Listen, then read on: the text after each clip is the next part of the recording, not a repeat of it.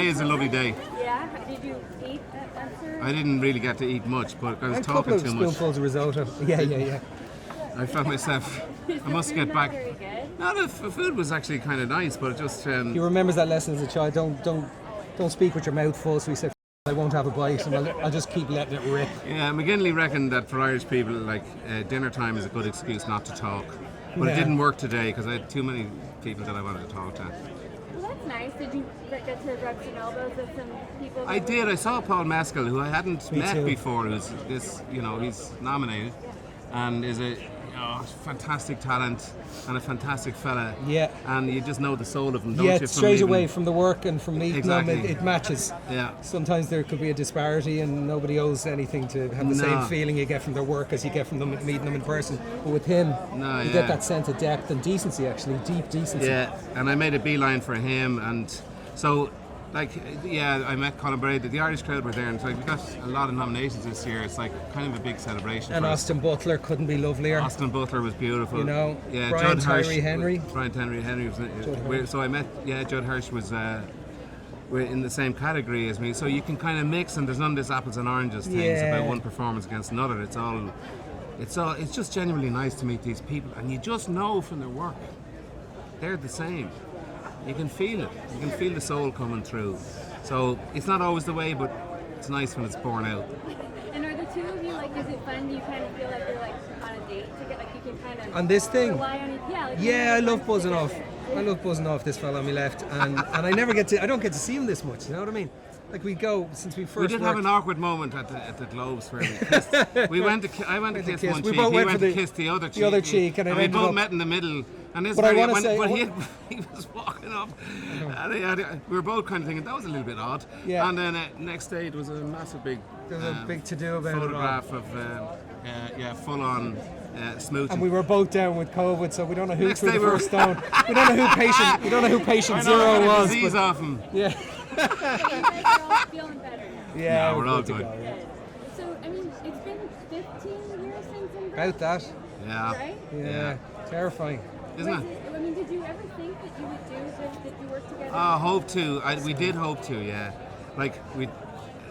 We did feel we'd have to do it again. Yeah, and we wanted to do it with Martin at one stage.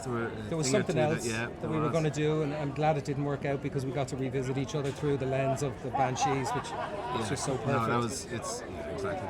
It's perfect. So we kind of felt it's a wish list, and they say never go back. So when the reality came, I never had any misgivings though. I never felt it would go bad because there's certain things that you have no fear about, and that's one of the things with us. We don't see each other that often, but there's a lack of fear of the consequences of things happen like in the film.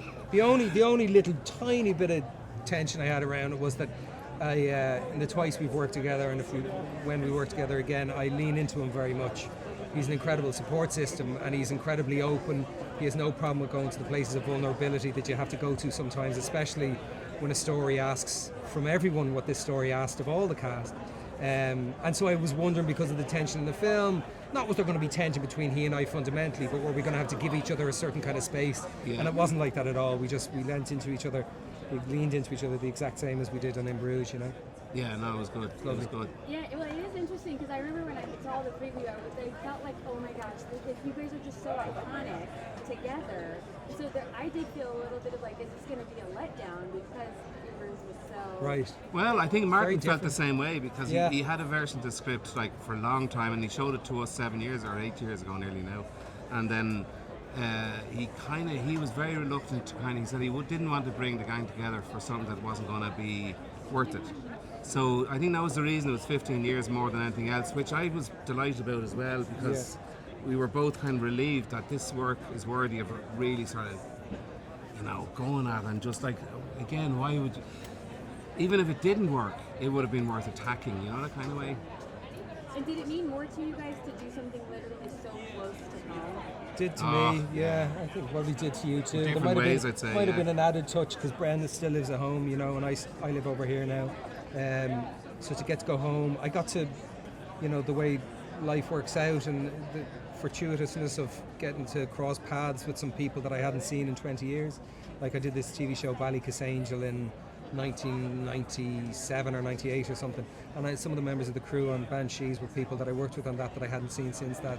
So that was a coming home. And while there's been lots of water under the bridge for those 25 years, and we've all lived lives and we've experienced losses and births and this and that and the other, you still look into people's eyes and you see there's some fundamental thing that hasn't changed. So the kind of life affirmation of that for me was extraordinary, you know, and it meant a lot. This isn't about just the cast. It's really funny. We went up to Inishmore and this this fella had gone there as a schoolboy down to, because they speak Irish in the place, and he'd gone to learn Irish down on Inishmore, and he went back to the place.